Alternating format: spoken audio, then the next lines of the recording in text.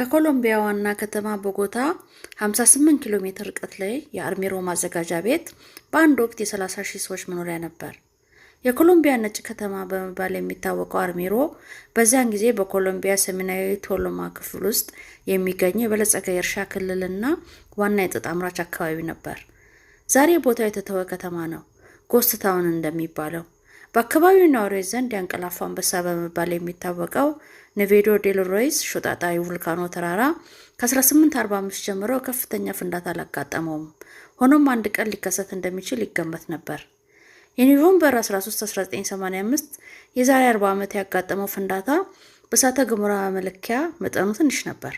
ለማይጠረጥሩት ተጎጂዎች ከሌላው ጊዜ ምንም ልዩነት አልነበረውም።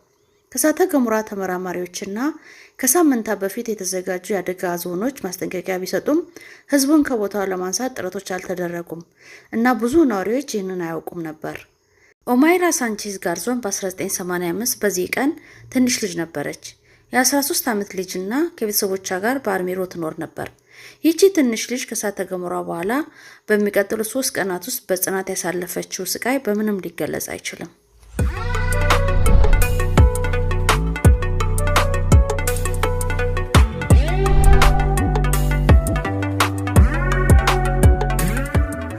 በፍጥነት የሚጓዙ የጋዝና የእሳተ ገሞራ ደመናዎች በሌሊት ወደ ከተማዋ ፈሰሱ። እጅግ በጣም ሞቃት ወደ 538 ዲግሪ ሴንቲግሬድ እና በሰዓት እስከ 500 ኪሎ ሜትር ድረስ የሚጓዝ ፍጥነት ነበረው። ቀጥሎ የአመዱና የውሃ ቅልቅል መጣ። ኃይለኛና አስፈሪው ጭቃ ፍሰት ድንጋያማ ፍርስራሾች ይዞ በቦታው የነበረው የበረዶ ግግር በእሳተ ገሞራው ቀልጦ አካባቢው ላይ ያለውን የአለት ስብርባሪ ከአመዱ ጋር ቀላቅሎ ወረደ። የድንጋይ የጭቃ ግድግዳ ወደ እናንተ በፍጥነት እንደሚመጣ አስቡ። የማይገመት ነበር። የዚያ ምሽት ኃይል የሆነው ይህ ትኩስ የጭቃ ጎርፍ 14 ከተሞችንና መንደሮችን ከምድረ ገጽ ጠራርጎ በማጥፋት በአርሜሮ ብቻ እስከ 20,000 የሚደርሱ ሰዎችን ገደለ። ኦማይራ ሳንቼዝ ቤታቸው በፈረሰው የእሳተ ገሞራ የጭቃ ወንዝ መላው አካሏ ተይዟል። እግሮቿ በወደቀ ቤታቸው የኮንክሪት መዋቅር ስር ተጣብቀዋል። እንዲሁም በአደጋው የሞተችው አክስቷ እጆች እግሮቿ ላይ ተጠምጥመዋል። እስከ አንገቷ ድረስ በውሃ ውስጥ ተነክራለች። በአርሜሮ የተካሄደው የማዳን ጥረት ያልተደራጀና በአብዛኛው በአካባቢው በሚገኝ ነገር ብቻ የሚደረግ ነበር። ይፋዊ የመንግስት እርዳታ የለም። ከመጀመሪያ እርዳታ ውጭ የሚያሰጥ የሕክምና ቁሳቁስ የለም። ይህም በበጎ ፈቃደኞች የሚደረግ ነበር። ብዙም ሳይቆይ እንደ ፕላስተር፣ ለመቆፈሪያ የሚሆን አካፋና መቁረጫ የመሳሰሉ ቀላል የእጅ መሳሪያዎች መቅረብ ጀመሩ። የውጭ እርዳታ ከዓለም ዙሪያ ከተውጣጡ ሀገሮች በፍጥነት ገባ። ነገር ግን ለአብዛኛዎቹ ተጎጂዎች እንዲህ አይነቱ አስፈላጊው እርዳታ ሲደርስ በጣም ዘግይቷል። ወቅቱን ደግሞ አስከፊ ያደረገው የኮሎምቢያ የኤም-19 ሽምቅ ተዋጊ ቡድን ወረራና ከ15 ቀናት በፊት በነበረ ከበባ የኮሎምቢያ ጠቅላይ ፍርድ ቤት በሚገኝበት 300 የሚሆኑ ጠበቆችና ዳኞች በ35 የታጠቁ አማጺ ኮማንዶዎች የታገቱበት ነበር። በዚህ ምክንያት መንግስት ትኩረቱ በዚህ ጉዳይ ላይ ነበር። በነገራችን ላይ የኮሎምቢያ አማጺያን ለ50 ዓመታት ያህል ከመንግስት ጋር ሽምቅ ውጊያ በማድረጋቸው ይታወቃሉ። የጭቃው ጎርፍ ካለፈ በኋላ ሳንቼዝ ፍርስራሽ ውስጥ ተቀብራ ተገኘች። የነፍስ አድን ሰራተኞች ከላይኛው ሰውነቷ ላይ ያሉትን እንጨቶች፣ ድንጋዮችና ፍርስራሾችን ለማጽዳት ከፍተኛ ጥረት ሲያደርጉ አንድ እጇን ከፍርስራሹ ውስጥ ለማውጣት ችላለች። ውሃው ሲጨምር እንዳትሰምጥ ጎማ በሰውነቷ ዙሪያ ተደረገ። ጠላቂዎች እግሮቿን ለማስለቀቅ ሞክረዋል፣ ግን አልተሳካም። ተይዛለች። የተያዘውን እግሯን ለመቁረጥ ታሰበ። ነገር ግን ውሃውን ለማስወገድ እንኳን ምንም አይነት ዘዴ አልነበረም። በመጨረሻም ዶክተሮች ይህችን ልጅ በተቻለ መጠን ማጽናናትና እንድትሞት መተው የተሻለው አማራጭና ሰብአዊነት እንደሆነ ወሰኑ።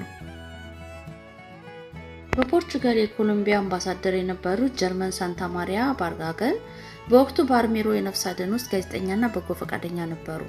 ባራገን በጭንቀት ላለፉት 3 ቀናት ከሳንቼዝ ጋር ነበሩ። ሳንቼዝ ራሷ በአንጻራዊነት በመከራው ጊዜ በጽናት ቆይታለች። አንዳንዴ ጣፋጭ ወይም ሶዳ ትጠይቃለች። አንዳንዴም ለጋዜጠኛው ትዘፍን ነበር። አንዳንድ ጊዜ እያለቀሰች ደግሞ እየጸለየች ቆየች። በእንደዚህ ሁኔታ ውስጥ ሆና ለቃለ መጠይቅ ስትስማማ እዚያው ተጣብቃ ነበር። ፊቷና ተስፋ የሚያስቆርጠው ችግሯ በፍጥነት በዓለም ዙሪያ ተሰራጨ። ፈረንሳዊ ፎቶግራፍ አንሺ ፍራንክ ፎሬነር በቦታው ደረሰ። ኦማይራ ሳንቼዝ በዚህ ጊዜ ለ3 ቀናትና ሌሊት በሚጠጋ ጊዜ ውስጥ ውሃ ውስጥ ነበረች። ፎሬነር ለመጀመሪያ ጊዜ ሲያያት ሁሉም ነገር የተተወና ጸጥ ያለ ነበር። እሷን ሳይረዱ ፎቶ ማንሳት ራሱ ያሳቅቃል። እሷ ግን ፈቃደኛ ነበረች። በመጨረሻው ሰዓታት ውስጥ ሳንቼዝ መቃዠት ጀመረች። ፎቶግራፍ አንሺውም ማርፈድ እንደማትፈልግ ወደ ትምህርት ቤት እንዲወስዳት ጠየቀች። የሂሳብ ፈተና እንደነበራትም ነገረችው። ደግሞ መለስ ስትል አጠገቧ ለነበሩት ሄደው ትንሽ ረፍት እንዲያገኙም ነገረቻቸው።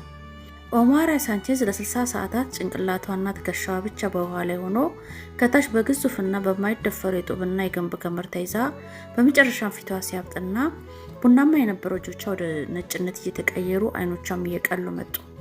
የቀይ መስቀል ሰራተኞች ለኮሎምቢያ መንግስት የሕክምና መሳሪያ ሊሰጣቸውና እቺ ልጅ ለማውጣት እንዲረዳቸው አጥብቀው ተማጽነዋል። በመጨረሻ ከእርሷ ጎን ከመቆምና ከመጸለይ ውጭ ሌላ አማራጭ አልነበረም። በጋንግሪንና የሰውነት መቀዝቀዝ ጥምረት ህይወቷ ከጠዋቱ 4 ሰዓት ላይ አለፈ። ፎሬነር እስከዛሬ የሚታወሰውን ፎቶ ካነሳ ከ3 ሰዓት በኋላ ማለት ነው።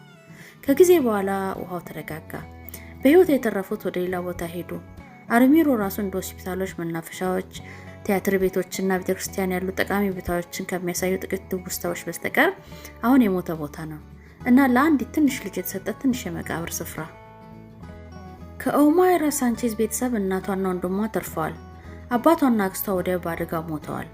ኦማይራ አጭር ህይወቷን ያሳለፈችበት ከተማ 2/3 ጠፍቷል።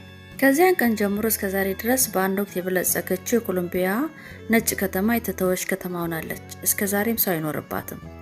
የኦማይራ ወንድም በአደጋው አንድ ጣቱ ብቻ ተቆርጧል። እናቷ በአጋጣሚ በዛ ቀን በሌላ ከተማ ነበረች። ስትጠየቅም በጣም አሰቃቂ ነው፣ ነገር ግን ስለ ህይወቷ ማሰብ አለብን፣ ለተረፈው ልጅ እኖራለሁ ብላለች። የምታስታውሱ ከሆነ በቃና ቲቪ ፕሮግራም ልጅቱ ወይም ዘገርል የተባለ የኮሎምቢያ ፊልም በልጅነቷ በአማጺ ቡድን ተጠልፋ ከዚያም አምልጣ ዶክተር ለመሆን ስትጥር የሚያሳየው በእውነተኛ ታሪክ ላይ የተመሰረተና በእነዚህ አማጺ ቡድን ላይ የሚያጠነጥን ነው። በነገራችን ላይ አሁን በስልጣን ላይ የሚገኙት የኮሎምቢያ ፕሬዝዳንት ጉስታቮ ፔትሮ ቀድሞ የኤም19 አማጺ ቡድን አባል ነበሩ።